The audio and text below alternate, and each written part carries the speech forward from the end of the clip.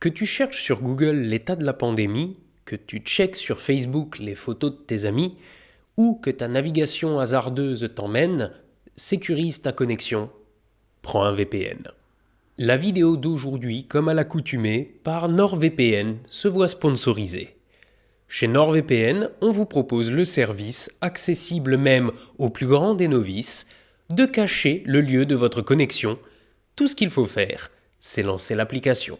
Désidentifiant, et voilà, c'est parti, Internet tout entier me croit en Turquie. À quoi bon, dit-il d'un air interrogateur, déguiser là où se trouve mon ordinateur ? Eh bien pour déguiser, si tu le souhaites, tes origines aux vendeurs sur Internet. Ne sois pas touriste pour les services de location et peut-être auras-tu une réduction. Un autre catalogue Netflix t'intéresse ? Va voir ailleurs.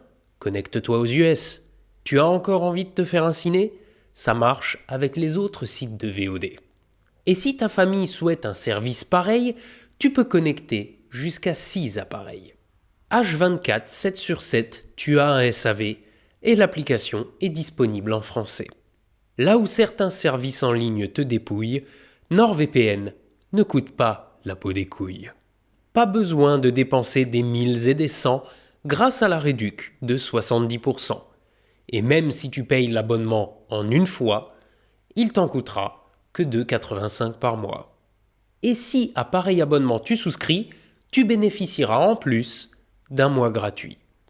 Et si par malheur tu n'es pas satisfait, tu as 30 jours si tu veux te faire rembourser. Si cette offre a attiré ton attention, AstronoGeek sera ton code de réduction. À prendre ou à laisser, quelle que soit ta décision, sache mon ami que le lien est en description. Loin de moi la prétention d'écrire comme Hésiode, j'arrête donc là et vous laisse à votre épisode.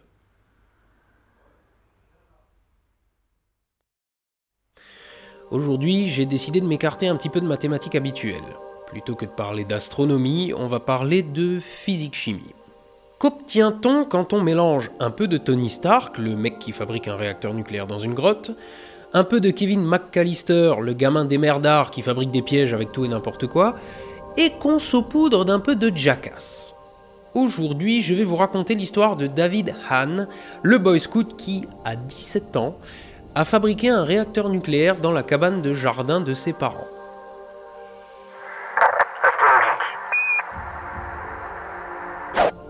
Alors, avant de commencer mon histoire, il y a tellement de débiles profonds dans le monde que je suis obligé de faire un petit disclaimer. Dans cette vidéo, je vais vous expliquer en détail comment David Hahn a fabriqué un surgénérateur nucléaire chez lui à partir de pièces disponibles en vente libre dans le commerce.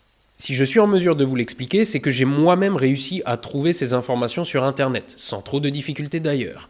Rien de tout ceci n'est classifié, ni même un mystère pour quiconque est un poil doué en physique-chimie. C'est comme la recette de la meth, tous les chimistes la connaissent. Si. D'ailleurs, j'ai trouvé bon nombre de ces infos, nulle part ailleurs que sur YouTube.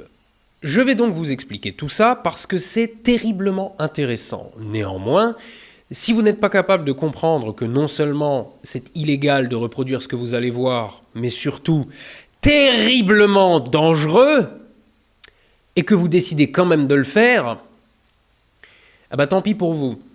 Moi, j'y suis pour rien dans votre cancer ou votre syndrome d'irradiation aiguë. Alors on est tous d'accord ou faut encore que j'explique à quelques teubés qu'il faut pas sniffer de la lessive ? Alors allons-y. David est un jeune garçon né en 1976 et qui grandit dans une banlieue de Détroit dans le Michigan. C'est un jeune homme plutôt brillant, mais on ne peut pas vraiment dire qu'il grandisse dans un environnement sain. Sa mère, alcoolique et violente. Son père s'en sépare alors que David est encore jeune, et il vit donc avec lui et sa belle-mère, passant de temps en temps le week-end chez sa mère. C'est un gamin plutôt normal qui passe pas mal de temps à des activités d'extérieur avec ses copains. Il aime le foot, le baseball, le vélo et devient scout parce qu'il aime passer du temps dans la nature. Mais à ses 10 ans, le père de sa belle-mère lui offre un livre qui va être une révélation pour le garçon. Le Golden Book of Chemistry Experiments. C'est tout simplement un livre pour enfants qui explique comment réaliser des expériences simples de chimie à partir de produits du quotidien. Si vous êtes de nature curieuse, vous avez peut-être eu ce genre de bouquin entre les mains en étant gosse. Perso, j'en ai eu toute une chier. Mais ce livre à 4$, d'allure totalement innocente, va déclencher une série d'événements d'une ampleur difficile à anticiper. À la lecture de ce bouquin qu'il dévore en boucle, David se découvre une passion pour la chimie et commence à assembler un petit labo fait maison dans sa chambre, chez son père. Sauf que lui, il va pas mélanger du vinaigre et du bicarbonate ou jouer avec des colorants alimentaires. Non. David se procure du vrai matériel de chimie, bécher, tube à essai, bec benzène. Tout son argent de poche y passe. À 12 ans, il pique les manuels de chimie de fac de son père et se procure des encyclopédies et des livres toujours plus spécialisés. À 14 ans, à l'âge où tu mets des mentos dans du coca, lui, il soigne ses brûlures après qu'un mélange instable de nitroglycérine lui ait pété à la gueule. L'une des nombreuses anecdotes à son sujet raconte qu'un jour, il a failli faire sauter son camp de Boy Scout après avoir amené avec lui un morceau de magnésium dans le but de faire des feux d'artifice. Pour rappel, le magnésium brûle au contact de l'eau, comme le sodium ou le lithium. C'est pour ça qu'il ne faut pas acheter de batterie au lithium de contrefaçon. Si une batterie au lithium n'est pas protégée contre la surcharge, des gaz vont s'accumuler dedans et vont déformer la coque jusqu'à la fissurer, laissant entrer l'air qui contient de la vapeur d'eau, qui va foutre le feu au lithium et possiblement déclencher un incendie. Si vous vous demandiez pourquoi les compagnies aériennes sont si chiantes sur les batteries, maintenant vous le savez. Bref, quoiqu'un élève plutôt médiocre, excepté en chimie, David était un gamin plutôt populaire, notamment chez ses copains scouts, entre autres parce qu'il les approvisionnait en feux d'artifice et leur expliquait comment fabriquer de l'alcool de contrebande. Ses parents ont commencé à s'inquiéter, soupçonnant David de fabriquer de la drogue. Mais en trouvant dans sa chambre une quinzaine de détecteurs de fumée démontés, son père s'est dit qu'il devait juste s'intéresser à l'électronique. La chambre de David s'est progressivement transformée en un gros foutoir dont le sol et les murs étaient recouverts de taches suspectes et d'où émanaient régulièrement des odeurs pas très catholiques de soufre ou de chlore. Son père et sa belle-mère ont commencé à sursauter de plus en plus régulièrement à cause de bruits d'explosions provenant de sa chambre. Ils ont fini par juger que la situation n'était pas acceptable et ont donc décidé d'agir. Mais ça va pas, Baptiste, qu'est-ce que tu fais? Mais t'es pas net? Mais non, je fais un truc. Non, t'arrêtes ça, Baptiste! Ils lui ont interdit de faire n'importe quoi avec des produits dangereux ? Non, ils lui ont juste demandé de plutôt aller faire ses expériences à la cave. Envoyer David au sous-sol n'était pas exactement ce qu'on pourrait appeler une punition. Au contraire, le voilà avec plus de place pour ses expériences, et les détonations et les émanations de gaz redoublent. Concerné par les risques d'incendie, ses parents finissent par faire quelque chose. Mais t'es pas net, non? Mais si, je suis très net. Ah, ils lui interdisent la chimie. Non. Ils lui promettent de lui acheter tous les livres de chimie qu'il veut s'il va faire ses expériences dans la cabane du jardin. Maintenant que David a un endroit rien que pour lui et toute l'intimité qu'un ado pourrait souhaiter, sa passion pour la chimie va s'essouffler et en quelques mois, il va abandonner ses expériences et se consacrer à fond à la musique. Non, je déconne.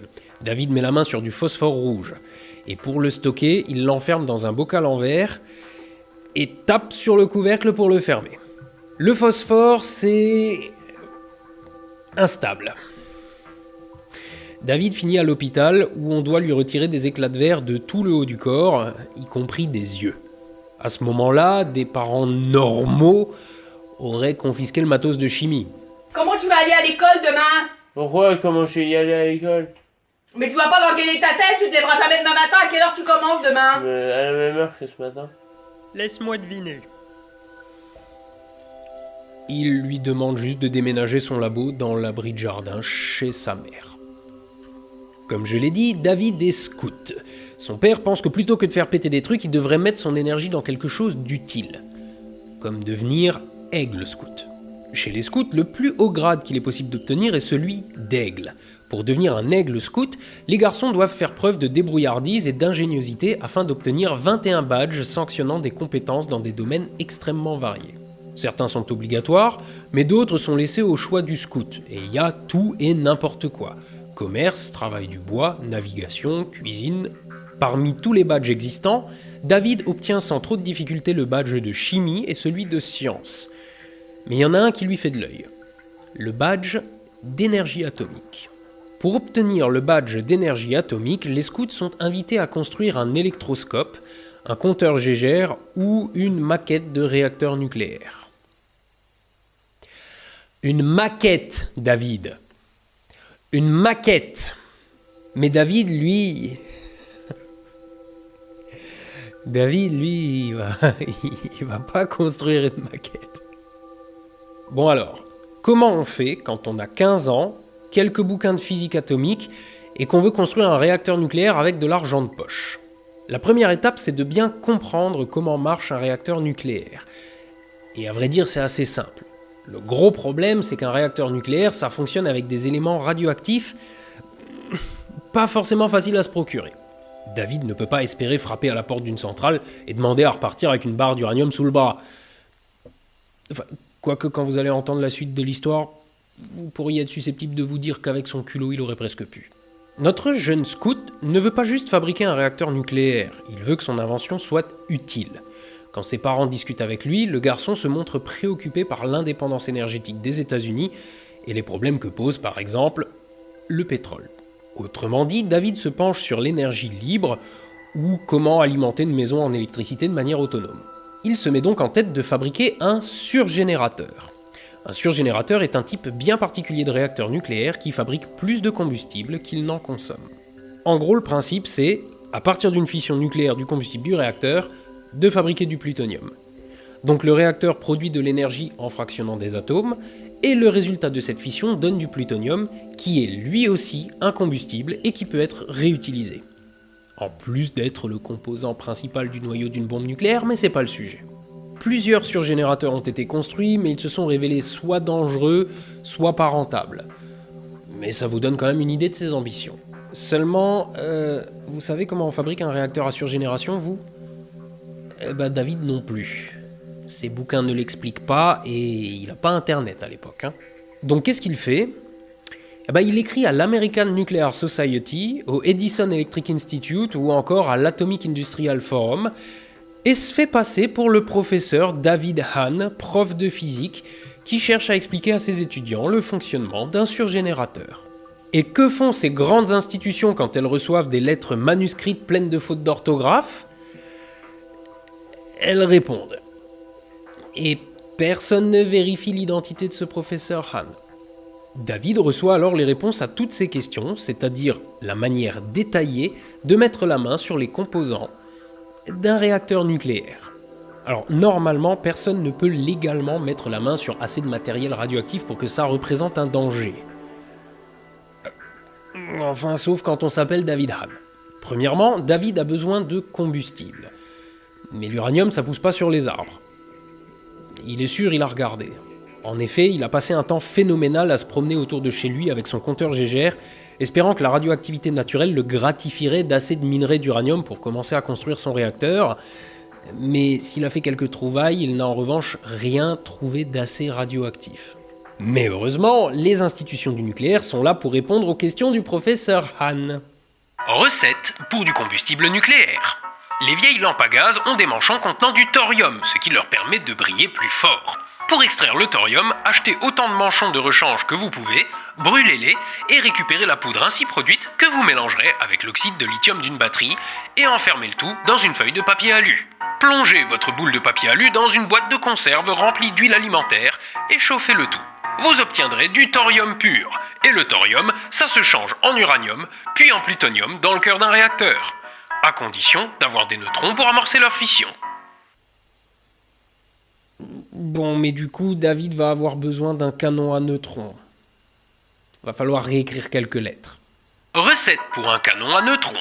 Vous avez besoin d'un bloc de plomb, de papier aluminium et de centaines de détecteurs de fumée. Ouais, là, ça fait chier.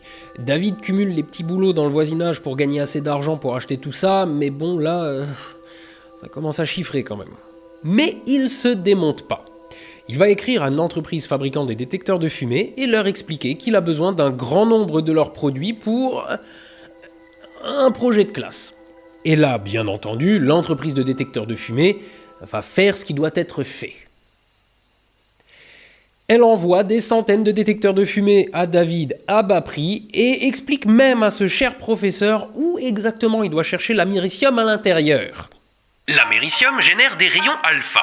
Quand ces rayons alpha rencontrent la feuille d'aluminium, ils vont lui arracher des neutrons qui pourront ensuite être projetés sur une cible pour, au choix, la rendre radioactive ou provoquer la fission d'un élément instable.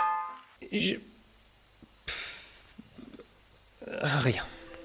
Pour augmenter les capacités de son canon à neutrons, David va avoir besoin de radium et de tritium. Il va donc arpenter les magasins d'antiquaires, son compteur Gégère à la main, et acheter tout ce qu'il fait crépiter.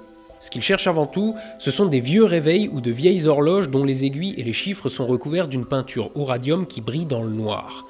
Quant au tritium, il le récupère dans des organes de visée d'armes de chasse. Recette pour du radium pur. Procurez-vous une horloge peinte au radium, démontez les aiguilles et le cadran et plongez-les dans du dissolvant à peinture. Une fois le dissolvant évaporé, vous voilà avec du radium. Pendant ce temps-là, chez la maman de David. Dis ma chérie, ton fils se promène dans le jardin avec un poncho en plomb, un masque à gaz, et il fait brûler ses vêtements avec d'autres trucs qu'il a sortis du KGB. Oh, quel bon garçon. Il veut m'éviter d'avoir à faire une lessive. Ah, et il inspecte les alentours avec un drôle d'engin. Mais n'est-il pas adorable? Recette pour un réacteur nucléaire. Placez l'américium des détecteurs de fumée et le radium des horloges sur une feuille d'aluminium. Ceci sera le cœur de votre réacteur. Faites des cubes avec votre thorium et emballez-les eux aussi dans du papier alu. Arrangez 26 de ces cubes en un cube plus gros et disposez votre cœur d'américium et de radium au centre. Insérez des mèches de perceuse contenant du bore qui vous serviront de barre de contrôle pour gérer la puissance de votre réacteur. Faites tenir le tout ensemble avec de la duct tape. Votre réacteur est maintenant fonctionnel et transforme lentement votre thorium en uranium, puis en plutonium. Et si c'est pas assez, faites comme David. Faites venir une petite quantité d'uranium de Tchécoslovaquie en le commandant par téléphone. Parce que pourquoi pas? Ou bien demandez gentiment à l'équipe de radiologie de l'hôpital d'à côté de vous refiler leurs déchets radioactifs contenant du barium. Parce que pourquoi pas non plus? N'essayez même pas d'avoir l'idée de tenter ça chez vous. Bon, de toute façon, aujourd'hui, un bon nombre des composants qu'a utilisé David sont beaucoup plus difficiles à trouver dans le commerce. Par exemple, les mèches de lampe à gaz ne contiennent plus de thorium et les horloges au radium sont devenues extrêmement rares. Bon, en même temps, elles sont dangereuses. Asclepios a fait une très bonne vidéo sur le sujet. Pareil, aujourd'hui, les déchets radioactifs de l'hôpital, on vous les filera pas. Et à mon avis, rien qu'à demander, vous serez déjà fiché S. Mais sans déconner, si vous tentez de faire ça chez vous, avec aussi peu de considération pour votre sécurité et celle de vos proches, vous êtes un abruti total. Ceci n'est pas un tuto. Les vidéos que vous venez de voir sont une reconstitution à partir d'éléments inertes faites par David lui-même lors d'une interview, pour montrer comment il a fait. Fabriquer un réacteur nucléaire, c'est incroyablement dangereux. Et c'est ce qu'on va voir dans la suite de l'histoire. Spoiler, elle finit pas bien. Après 3 ans d'efforts et alors qu'il a 17 ans, David finit par obtenir un réacteur nucléaire fonctionnel. Une fois celui-ci assemblé, il continue à se promener avec son compteur Gégère pour trouver ce dont il a besoin dans des magasins de bricolage, chez des antiquaires et dans des décharges, dans le but d'améliorer son installation. Sauf qu'un jour, en rentrant à la maison, il se rend compte que son compteur commence à sévèrement crépiter alors qu'il est encore à 5 pâtés de maison de chez lui. Son réacteur était loin d'être assez volumineux pour atteindre une masse critique et faire de Détroit la Tchernobyl américaine. N'empêche qu'il marchait bien. Il marchait bien. Trop bien. Et c'est seulement à ce moment-là que David s'est dit que peut-être les choses échappaient à son contrôle. Il essaye alors d'isoler son installation, mais rien n'y fait. En même temps, on est dans un abri de jardin et vous avez pu voir jusqu'ici que David n'était pas vraiment le mec à cheval sur la sécurité. Son réacteur tient avec du scotch. Alors que les taux de radioactivité sont plus de 1000 fois supérieurs à la normale dans le quartier, le jeune homme décide finalement de démanteler son installation. Discrètement, en pleine nuit, il cache son cœur d'américium dans le cagibi, met tous ses cubes de thorium dans une boîte à chaussures et la jette avec le reste de son équipement dans le coffre de sa voiture. Mais à 2h40 du matin, en ce 31 août 1994, les flics reçoivent un coup de fil. Un voisin a vu le manège et s'est dit que quelqu'un devait piquer des pneus sur les voitures garées en pleine nuit et donne le signalement de la voiture du jeune homme. Mais pas d'inquiétude, cher voisin. Ce jeune garçon n'allait pas voler vos roues. Il faisait que charger un réacteur nucléaire dans le coffre de sa bagnole. Alors qu'il est sur la route, David se fait arrêter et comme il a l'air louche, les flics veulent fouiller sa voiture. L'un d'eux met en route le compteur Gégère qu'il avait sur le tableau de bord et qui se met à crépiter. Il lui demande alors d'ouvrir son coffre. Ils y découvrent une caisse fermée par un cadenas. A priori, David était parti pour disperser ça discrètement quelque part. Quand ils demandent à David de l'ouvrir, ce dernier leur dit de ne pas le faire parce que ce qu'il transporte est radioactif.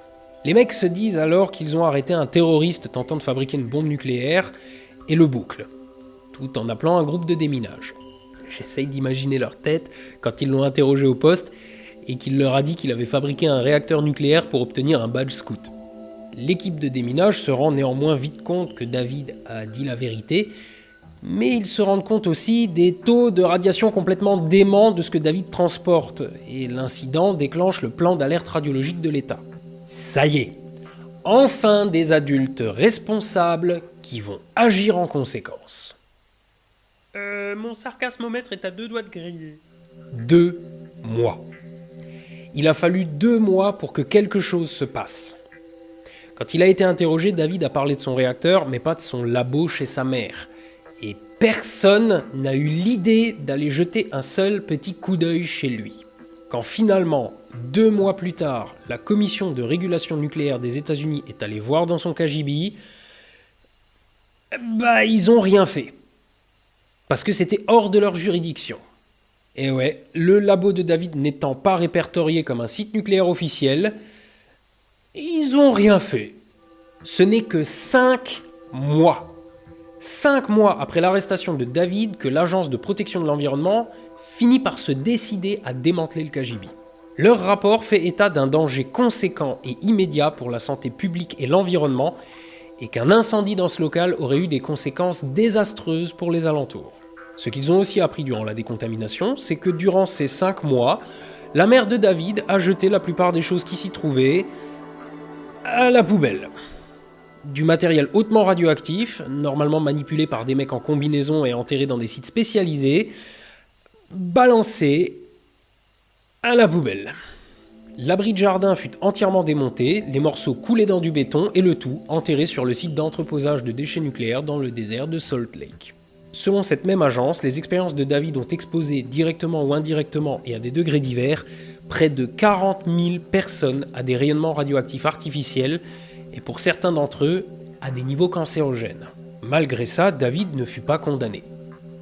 De toute façon, condamné à quoi ? Aucune loi n'interdisait à un particulier de construire un réacteur nucléaire. Bon, par contre, la décontamination du jardin et des environs a quand même été facturée à la mère de David, qui a reçu une jolie facture de 60 000 $. Maintenant, vous vous attendez peut-être à un happy ending. Vous savez, du genre David a été remarqué par l'industrie du nucléaire et maintenant il dirige une centrale. Mais non. Peu après cette histoire, la mère de David, toujours alcoolique, s'est suicidée. Sa copine l'a quitté pas bien longtemps après. David n'avait que peu d'intérêt pour ce qui n'était pas de la physique ou de la chimie, mais sans résultats scolaires suffisants pour travailler dans le nucléaire, il s'est lancé dans une formation de métallurgie qu'il a abandonnée rapidement. Il est ensuite entré dans l'armée, mais a été rapidement diagnostiqué schizophrène, et donc réformé. En 2007, il s'est fait choper en train d'essayer de piquer des détecteurs de fumée. Sur sa photo, apparue à la télé, on distingue de nombreuses plaies sur son visage, dues à l'exposition prolongée à des matériaux radioactifs. Manifestement, son intérêt pour ce qui fait crépiter les compteurs Gégère ne s'était pas éteint. Les autorités ont soupçonné David de s'être à nouveau procuré de l'uranium, mais personne n'a réussi à le prouver. Il lui a été proposé à plusieurs reprises de subir des examens médicaux pour déterminer si ses expositions répétées et prolongées à du matériel radioactif avaient eu des conséquences sur sa santé, mais il refusa à chaque fois. David est mort en septembre 2016 à 39 ans. Son père, chez qui il vivait, l'a retrouvé inanimé dans les toilettes. Les médias ont alors supposé que le Boy Scout radioactif était mort à la suite de ses expériences. Mais son autopsie révéla un très fort taux d'alcool dans son sang et son père confia que peu de temps avant sa mort, son médecin habituel n'avait toujours pas décelé le moindre signe de maladie imputable à son exposition à la radioactivité. En 1999, 2 étudiants de l'Université de physique de Chicago ont reproduit le montage de David. Et ce réacteur est bel et bien capable de produire du plutonium. Quelle leçon faut-il tirer de cette histoire ? Je sais pas.